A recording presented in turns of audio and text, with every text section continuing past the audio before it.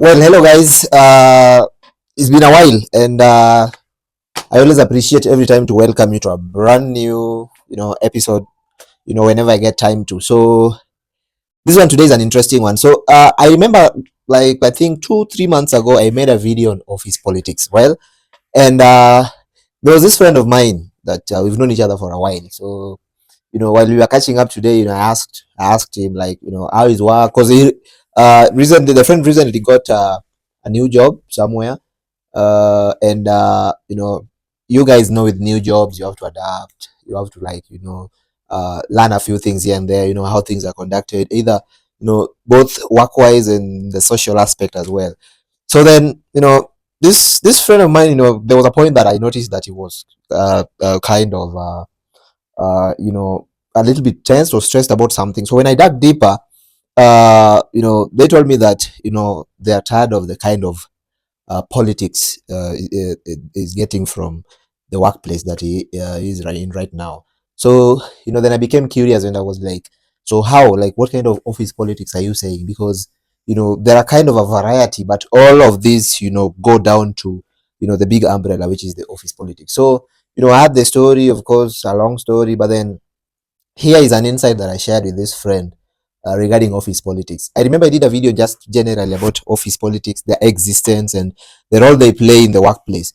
But then, curious enough, to those who are still, experiencing office politics whenever they go to any work environment. So, what you should have in mind, if you are yet to move to a new work environment, you're already in one working environment, but this whole sense of office politics really, really confuses the hell out of you. So, office politics, basically, in my opinion or view, office politics generates or is birthed or come from two main sources that I know of. So the very first source of office politics, where office politics basically originates, is if the company owners have initiated office politics, as a culture. Office politics comes number one as a culture.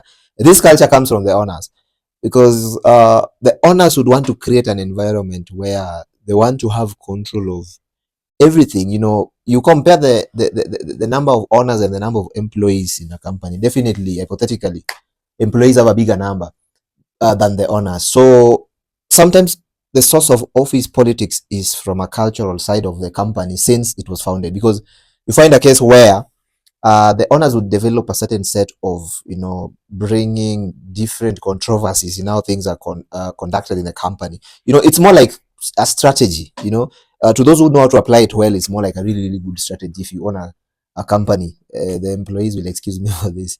It's more like the owners sit down and say that we own this company, and whatever happens, the employees are just here to to stay for a short while. But any major hit of the company or any major problem here and there, the people that will directly influence are the owners. You shall have brought down an empire probably that was built 4 5 10 20 years ago. Some even go as many decades years ago. So they must design a certain controversy in the name of office politics that will make them reap from any interaction that those every employee has, and it brings kind of a slight commotion that makes any downfall or anything against their projections from happening. So that is the first source of office politics. The second main source of office politics, office politics can come from your colleagues, people that you work with, especially those who have stayed longer, the old boys and the old girls in the company, those who stay 10, even 20, even 30 years. So they kind of have been there. The sense is, these are people who have been there in the company. They saw probably the company grow. Maybe for those who joined at first instances when the company was just stepping up, or maybe later when the company decided to hire really a lot of people, they became one of the privileged employees.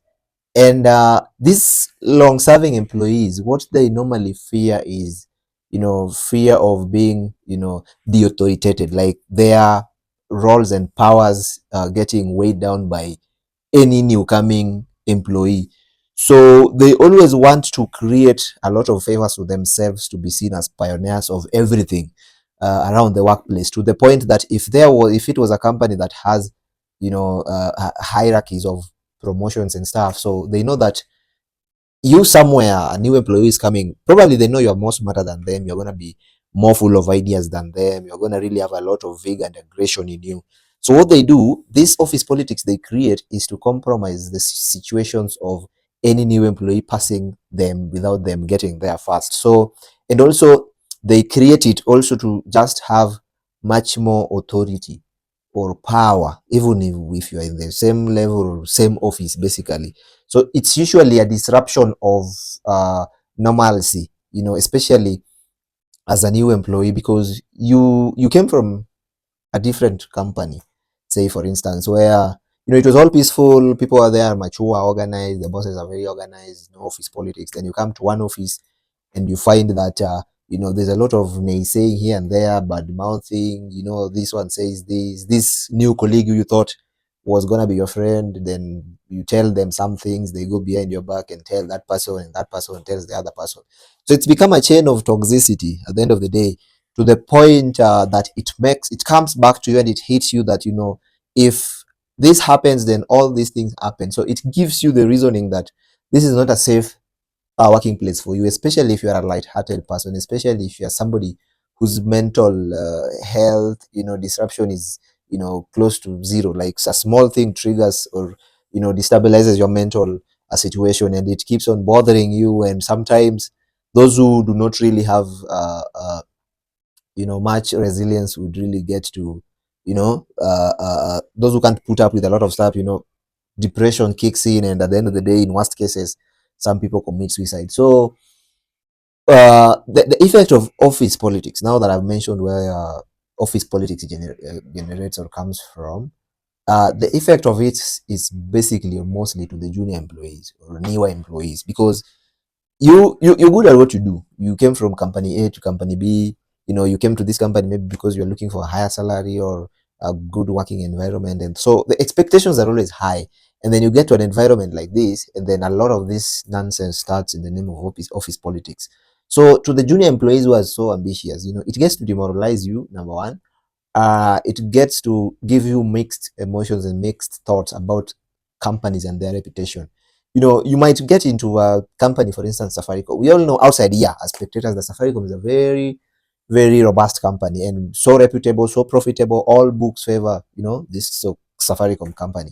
And then you get in there, you are maybe a web developer or a backend developer specifically, and you're good at what you do, you pass the interview, you pass through all criteria of assortment to really get there. Then you get to an office, an allocated office, maybe you've been told to report to so and so, but then this person you're told to report to, they're the people, they're the persons who would first try to inject this kind of all toxic sentiments in the name of office politics that at the end of the day bounce back to you. And then you start looking at the company as a whole different, and then you start looking at your colleagues differently, and at the end of the day it might start making you question formal employment sometimes. And it's actually a bad thing, honestly. Office politics, yes, it does exist. It is very, very active. It is the most active politics, year in, year out, day in, day out, except on weekends when people are resting. Because Monday you get to work, this, that, you hear things you couldn't even expect to hear, even from people of ages you respected. And then Tuesday, the same thing. Thursday, by the time Thursday arrives, you wish it was Friday. You go to the weekend and, try to have a break of it. So the effects that office politics bring is so invisible that many people just look at it as just a yapping here and then, they say here and then it is over. The grand effect of office politics has never really been taken keenly and seriously, because sometimes if you look at it, from all dimensions, like all dimensions, you tend to think of it and cite examples. I would unpick one where, say, there's person X, and this person X has been looking for a job, like in a situation like where jobs are so rare to get. For instance, uh, just give an example. During the COVID-19 period, we saw companies, laying off people, a lot of people. There was no chance of getting really, really a good job. And if you got a job, you are one of the luckiest human beings alive. So here's a situation we've been job hunting for like years and years and years. We've been surviving hand to mouth. Maybe you have a family that you've been struggling with, odd jobs here and there to maintain, then one day you just apply in a serious company because you're somebody who's learned and you believe in yourself, or if not learned, at least you have a skill that is somewhere in your CV that impressed a company Y that wants to hire you. So you, person X, you've really suffered. You've done odd jobs. Maybe if you have a family, a good example that I want to give is now you as someone with a family, maybe of 2, 3 kids and a wife who is maybe also trying her best to support the family, but might not be enough to supplement everything. Yeah. So this person X here with a family, they have gotten this job after a long time, and it's a job that, yes, it is high paying from a reputable company where you hope of growing up the ladder, career wise, and then you pass the interview, you get the job, and then you start the job. The first week is always welcoming the visitor. Every daughters and sons of evil Satan play innocent in the office, like they're so white. Second week, they still give you the grace period. Third week, then as the fourth week begins, this is when you realize that uh, uh, there's a really, really high drastic change, because you start noticing things that you personally would be shocked that this is also happening in a company like this. And then this person that you thought that was somebody who would have acted as a career progress or advice or even a role model in the corporate state also can behave like this, and then also can, for instance, trash talk me like this and stuff. Or maybe you might be doing your job, they know you've done it well, but at the end of the day they tell you this is not well done. But then you see all these feedbacks from observation or direct confrontation or direct feeding of this kind of effects or whatever goes around back to you. The end effect of this is that if you, for instance, do a good job, you are good at what you do. That's why you are hired. Probably the person who has hired you is some HR who will not be with you in the office. This HR probably just waits for a recommendation either to sack you or suspend you or do anything to you. So you've done your job, you've given your supervisor or you are the head of department, and then they say this job is not well done. You apologize, you say you correct, you do it well and forward it back again. Second time you send it, say no, this is not done again well. Remember, this is all sabotage. It's not that you've not done your work so well. This is just sabotage to really kind of torment and torture you into, I don't know, the end result. So the third time you do a revision, they say no, this is not how it's done. Then it's like they tell you that if you can't really do this job well, then we'll have to find somebody else to do it. That sentence alone can really make you be kind of stressed if somebody outside there understands what I mean. It can make you feel that if you thought that this was your jackpot of a job that you ought to have gotten to really at least take your family from wherever down there to up here, there's a lot of tension that is going to get into your body, a lot of overthinking, a lot of really, really over analyzing stuff to the point that you feel that the next statement that is going to come from my supervisor or my boss is that I need to go or I need to step down. I am fired because I cannot really do the job well, simply because of office politics. And the end effect, if you get laid off, or fired, or maybe suspended for a while, the kind of impact that is going to have into you, because in your head you shall really be having a lot of unplanned meetings, a lot of meetings that do not end, trying to ask yourself questions that you shouldn't be asking yourself in the first place, because uh, uh, everything is okay with you. The only problem is that you didn't really quite know how to notice how office politics work, and sometimes how to prevent being a victim of office politics. And it's a thing that I think, to those people who do, to those coaches, the so-called coaches who do what we call corporate team buildings, I think, and workshops and seminars, I think the next strategy that you should include in your strategy handout is how to really, really fight and win over office politics, because it's slowly becoming a disease, and it's one of the biggest manufacturer of toxic work environment. Because you just have to really, really be uh, uh, how can I put it, to be so smart enough to really notice as a new employee, especially, that this is office politics and this is reality. If you studied, went to school 4 years, passed with flying colors, and did a few internships and there, performed well, you know your craft, you know what you studied for, you're hired in a company, this is how it is done, and then somebody tells you it can't be done. I think if you left some of your really, really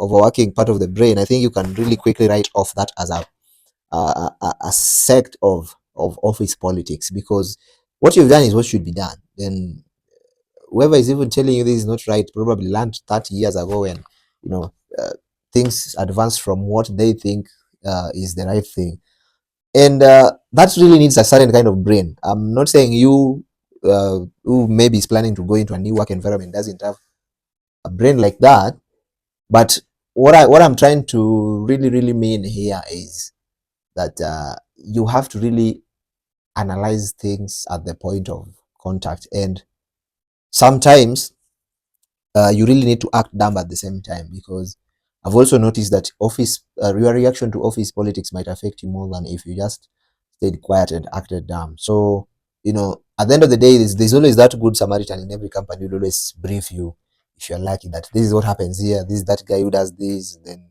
don't always talk too much with this one, talk too less with this one, walk this way, use stuff like this when you act like this. Unless if you have such a good Samaritan, then whoever doesn't, I think you can really be able to really know how to differentiate office politics from what is not politics. And yeah, so those are some of just a few tips on how you can really evade and escape office politics. Because as I've said, and as many of you may bear me witness, office politics is a brew of depression. At the end of the day, is a brewer of a bad, toxic, and working environment. Is a brewer of a lot of bad things that might affect the performance of an employee, that affects their rise up to the career hierarchy. And yeah, sometimes you might also be somebody who really does a lot of social catch-ups, because and by the time, what I mean is, sometimes you can just be good at reading people and getting to know who is cunning and who is not, and who is good with bad. Sometimes some people are blessed with such rare talents of really getting to read and analyze people in the office. Like, you can look at your boss and hear what they say, and make a really wise judgment that this is just naysaying, or this is just propaganda and stuff and stuff and stuff. Yeah, that again is also a way you can really, really be able to spot office politics from really, really destroying your career. So what I mean is, this is so important to really talk about, because it is really a silent disease that sooner or later might really be a national crisis or a global crisis. I don't know. Maybe how other countries handle it, but what I foresee is office politics becoming, a top layer in contributing to a toxic work environment that is beyond repair, because this is just a specific statement or shout that every employee and employer and those who are indirectly affiliated to corporate spaces, to really incorporate in your strategies of employee-employer relations and employee-workplace relationship, to really be healthy and competitive and collaborative for all, is to include a strategy on how to kill, not control, but kill, totally take out of space office politics, because it's a disease that is going to affect a lot of things that directly and indirectly affect human beings and in numbers. As long as you have your statistics of all employed people at hand, that is a big number if you might want to have a look.